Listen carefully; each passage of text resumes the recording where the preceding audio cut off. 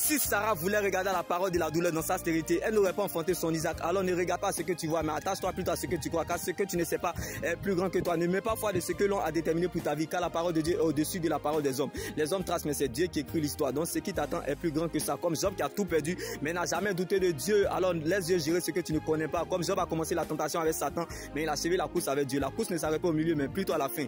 La fin du show vaut mieux que son commencement. Comme le livre d'Esther ne commence pas par Esther, mais elle a achevé la course avec Dieu. Même Ruth, païenne, veuve, moabite, maudite, elle n'était pas citée parmi les grands, mais elle s'est retrouvée parmi les grands à la table des rois. Elle ne sait comment, à cause de l'atmosphère de l'alliance. Combien l'Éternel, notre Dieu, en ta faveur. Est-ce que tu connais le Dieu que tu sais? Est-ce que tu sais qui tu es? Comme Ruth, païenne, pouvait nous le dire. Où tu iras, j'irai. Où tu mourras, je mourrai. Que l'Éternel me punisse avec la plus grande sévérité. Si autre chose que la mort me sépare de toi, ton Dieu sera mon Dieu, Naomi. Rien de personne ne pourra nous séparer de l'amour de Dieu. S'il a donné un enfant à Élisabeth dans sa vieillesse, s'il a donné un enfant à Marie qui n'a connu aucun homme, s'il a ressuscité Lazare qui a fait 4 jours dans le séjour des morts en décomposition, en toute humilité, Seigneur, qu'est-ce qui peut bien te résister? Pardonne-nous car nous sommes limités. Donne-nous de demeurer dans l'espérance car elle ne trahira jamais. Donc il n'y a pas de pleurs profondes sans tête baissée.